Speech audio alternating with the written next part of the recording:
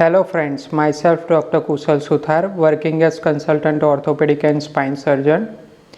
આજે આપણે osteoarthritis of ની જોઈન્ટ એટલે કે ઘૂંટણના ઘસારા વિશે ડિટેલમાં વાત કરીશું.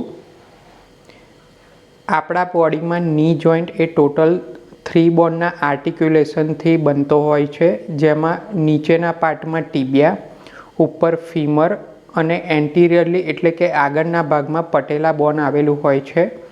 આ ત્રણેય બોનની આર્ટિક્યુલર સરફેસ ઉપર આર્ટિક્યુલર કાર્ટિલેજ અને ફીમર અને ટીબિયાના આર્ટિક્યુલેશનની વચ્ચે મેનિસ્કસ નામની ગાદી આવેલી હોય છે. Normally age related wear and ટીયરના કારણે, ઇન્જરી અને ઇન્ફ્લામેશનના કારણે આ ગાદીમાં ડેમેજ થવાના કારણે આપણને ઓસ્ટિયોઆર્થરાઇટિસ એટલે કે ઘૂંટણમાં ઘસારો થતો હોય છે.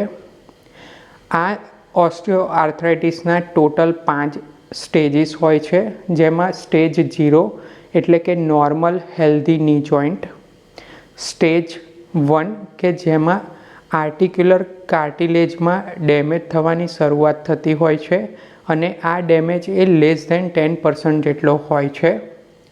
સ્ટેજ 2માં ની જોઈન્ટના સ્પેસનું નેરોઈંગ થતું હોય છે, ઓસ્ટિયોફાઇટનું ફોર્મેશન થતું હોય છે. સ્ટેજ 3ની અંદર ની જોઈન્ટ સ્પેસમાં નેરોઈંગની સાથે સાથે આર્ટિક્યુલર કાર્ટિલેજનું બ્રેકડાઉન એટલું બધું થઈ જતું હોય છે કે જે બોની સરફેસ સુધી પહોંચી જતું હોય છે.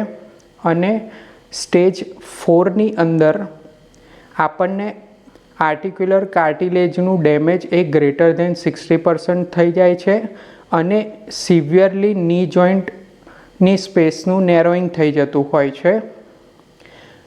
હવે ઓસ્ટિયોઆર્થરાઇટિસના કોઝિસ આપણે જોઈએ તો મોસ્ટ કોમન કોઝ એ ઓબેસિટી જોવા મળ્યો છે, એટલે કે જે પેશન્ટ્સની અંદર બોડી માસ ઇન્ડેક્સ વધારે હોય તેવા પેશન્ટ્સમાં ની જોઈન્ટની ઉપર વધારે સ્ટ્રેસ પડવાના કારણે દર્દીને ઓસ્ટિયોઆર્થરાઇટિસ થવાની શક્યતા વધી જતી હોય છે. આ ઉપરાંત inflammatory conditions, trauma, sports related injuries અને ઓક્યુપેશનલ હઝાર્ડ્સના લીધે આપણને ઓસ્ટિયોઆર્થરાઇટિસ થતું હોય છે. ઓસ્ટિયોઆર્થરાઇટિસના સિમ્ટમ્સમાં દર્દીને સૌપ્રથમ સિમ્ટમ એ ની જોઈન્ટમાં સ્વેલિંગ થતું હોય છે. આ ઉપરાંત શરૂઆતના સ્ટેજીસમાં દર્દીને પલાઠી વાળવામાં, ઊભા પગે બેસવામાં અને એક વખત પલાઠી વાળીને અને ઊભા પગે બેસી જાય તો ઊભું થવામાં તકલીફ થતી હોય છે. આ તકલીફ ધીમે ધીમે એટલી બધી વધી જાય છે કે દર્દી પલાઠી વાળીને અને ઊભા પગે બેસી શકતા નથી. તેમજ ખૂબ જ વધારે ઘસારો હોય તો દર્દીને ચાલવામાં અને રોજિંદુ કામ કરવામાં ખૂબ જ તકલીફ પડતી હોય છે. અને ખૂબ જ સિવિયર ઓસ્ટિયોઆર્થરાઇટિસની અંદર દર્દીના પગ આ રીતે વાંકા વળી જતા હોય છે અને તેમને ચાલવામાં ઘણી તકલીફ પડતી હોય છે.